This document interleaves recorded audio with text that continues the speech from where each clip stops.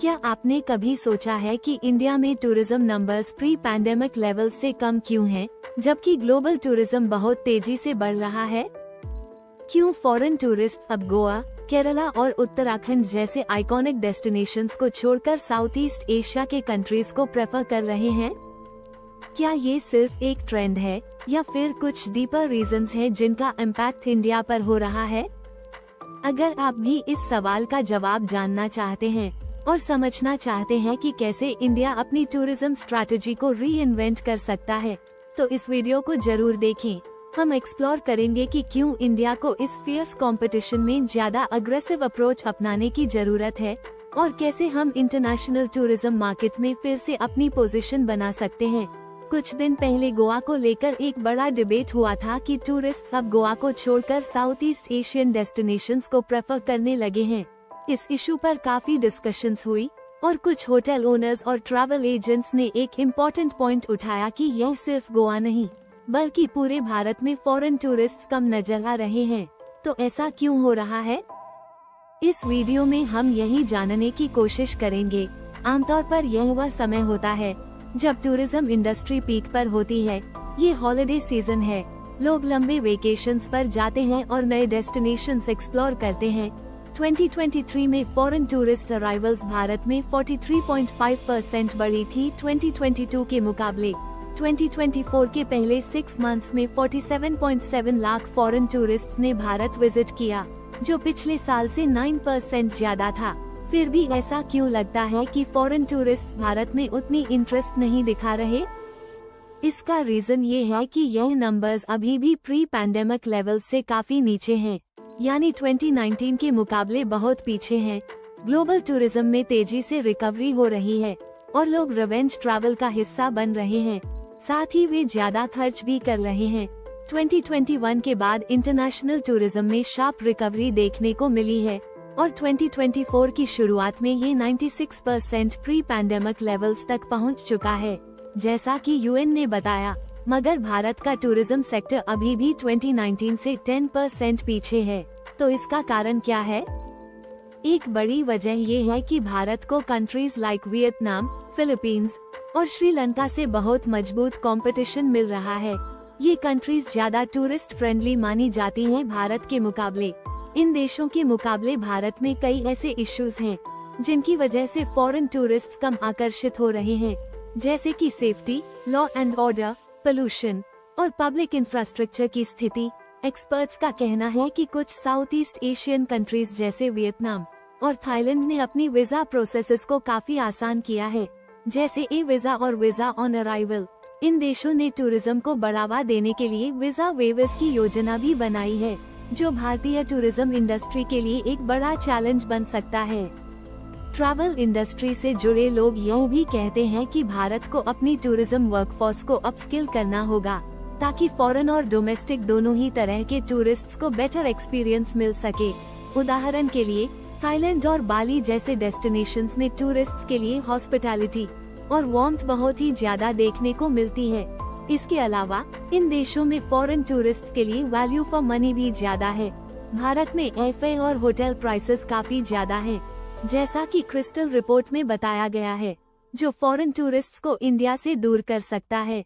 Dubai, Vietnam और श्रीलंका जैसे देशों में फॉरेन टूरिस्ट अराइवल्स में बढ़ोतरी हुई है।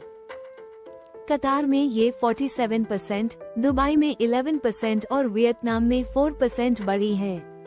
इसके पीछे इन देशों की अग्रेसिव मार्केटिंग स्ट्रैटेजीज और बेहतर टूरिस्ट इंफ्रास्ट्रक्चर है, जो फॉरेन टूरिस्ट्स को आकर्षित कर रही हैं।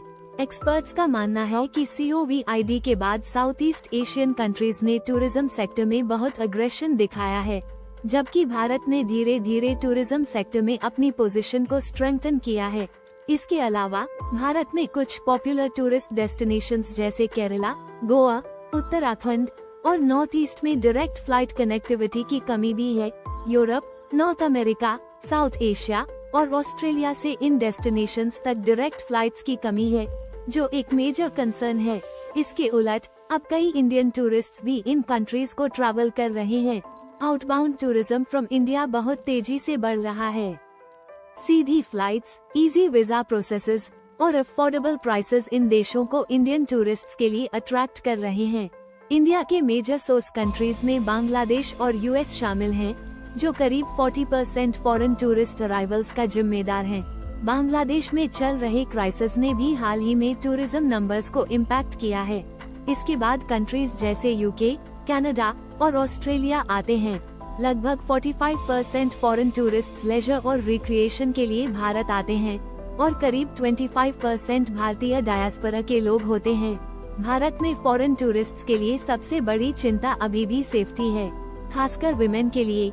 एक इंटरनेशनल सर्वे के मुताबिक लगभग 60% फॉरेन टूरिस्ट्स के लिए भारत में यात्रा करते वक्त सेफ्टी या बीमार पड़ने का डर सबसे बड़ी प्लानिंग हेडेक है। दिल्ली भारत का बिगेस्ट एंट्री पॉइंट है, जहां लगभग 30% फॉरेन टूरिस्ट्स हर साल आते हैं। हालांकि जबकि इंडिया में फॉरेन टूरिस्ट्स की संख्या में कमी आई है, डोमेस्टिक टूरिज्म बहुत तेजी से बढ़ रहा है। डोमेस्टिक टूरिस्ट्स क्वालिटी एक्सपीरियंसेस के लिए ज्यादा खर्च करने को तैयार हैं और कई हद तक domestic tourism foreign tourist gap को भर रहा है। भारत का ट्रैवल इंडस्ट्री बैकबोन भी लार्जली डोमेस्टिक टूरिज्म है। 2024 के पहले हाफ में फॉरेन टूरिस्ट्स का पर कैपिटा स्पेंड 2 लाख से बढ़कर 2.7 लाख हो गया है, जैसा कि क्रिस्टल रिपोर्ट ने बताया है। इसका कारण है हाई होटल टैरिफ्स, बढ़ी हुई एयरफेयर प्राइसेस और वीक रूपी। लेकिन रेवेन्यू टर्म्स में टूरिज्म से रेवेन्यू अभी भी हाई है। 2023 में टूरिज्म से 2.3 ट्रिलियन रुपीस का रेवेन्यू आया, जो 2019 के 2.1 ट्रिलियन रुपीस से ज्यादा है। टूरिज्म फॉरेन एक्सचेंज अर्निंग्स में एक बहुत बड़ी भूमिका निभाता है। सरकार इस क्षेत्र में सुधार के लिए कई स्टेप्स ले रही है, जैसे कि ई वीजा की अवेलेबिलिटी को आसान बनाना, कॉस्ट्स को रिड्यूस करना, एडवेंचर टूरिज्म और नीचे टूरिज्म को प्रमोट करना। और पिछले कुछ वर्षों में एक 24/7 मल्टीलिंगुअल हेल्पलाइन की शुरुआत की है। करीब $1 बिलियन खर्च किए गए हैं ताकि टूरिज्म एक्सपीरियंस को इम्प्रूव किया जा सके और इंफ्रास्ट्रक्चर अपग्रेड किया जा सके। भारत इतना डाइवर्स कंट्री है, जो हर कोने में अलग अलग एक्सपीरियंसेस और प्लेसेस प्रोवाइड करता है। हिमाचल की इकोलॉजी और केरल की इकोलॉजी पूरी तरह से अलग हैं, और भारत में बहुत कुछ है जो फॉरेन टूरिस्ट्स के लिए अट्रैक्टिव हो सकता है। अब सवाल ये है कि हम इंडिया को ग्लोबल टूरिज्म लैंडस्केप में कैसे प्रेजेंट करें। इंडिया के टूरिज्म ब्रांड को री इन्वेंट करने के लिए एक सॉलिड और इफेक्टिव मार्केटिंग स्ट्रैटेजी की जरूरत है। लेजर, ट्रैवल और मेडिकल टूरिज्म में बढ़ोतरी के साथ भारत का टूरिज्म सेक्टर इकोनॉमिक ग्रोथ और डेवलपमेंट में एक इम्पोर्टेंट रोल निभाने वाला है। इसके लिए जरूरी है कि हम टूरिज्म के क्षेत्र में मौजूद सभी बॉटलनेक्स को सॉल्व करें। इंडिया में टूरिज्म का फ्यूचर बहुत ब्राइट हो सकता है, अगर सही तरह से फॉरेन टूरिस्ट्स को आकर्षित किया जाए। इसके लिए जरूरी है कि हम भारत के टूरिज्म ब्रांड को नया रूप दें और वर्ल्ड को दिखाएं कि इनक्रेडिबल इंडिया सिर्फ एक नाम नहीं, बल्कि एक रियल एक्सपीरियंस है। भारत की टूरिज्म इंडस्ट्री में एक और बड़ी ताकत है मेडिकल टूरिज्म। भारत में world class health care services उपलब्ध हैं, जो विदेशी पर्यटकों के लिए आकर्षण का केंद्र बन सकती हैं। इन मेडिकल फैसिलिटीज का फायदा उठाकर भारत और भी अधिक फॉरेन टूरिस्ट्स को अपनी ओर खींच सकता है। इसी तरह adventure tourism, wild life tourism और कल्चरल टूरिज्म जैसे सेगमेंट्स को भी बढ़ावा दिया जा सकता है, जो विदेशी पर्यटकों के बीच लोकप्रिय हैं। इसके साथ ही सरकार और टूरिज्म इंडस्ट्री को मिलकर एक ऐसा इकोसिस्टम तैयार करना होगा, जिसमें इंफ्रास्ट्रक्चर, हॉस्पिटैलिटी सर्विसेज और फैसिलिटीज ग्लोबल स्टैंडर्ड्स के अनुरूप हों। जब इन सारी चीजों को एक साथ ध्यान में रखा जाएगा, तो भारत जल्द ही इंटरनेशनल टूरिज्म मैप पर सबसे ऊपर होगा।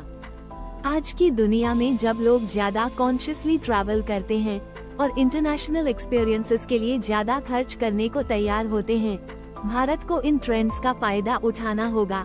भारत में जितनी डाइवर्स कल्चर, लैंडस्केप और एक्सपीरियंसेस हैं, उनका सही प्रचार करने की जरूरत है।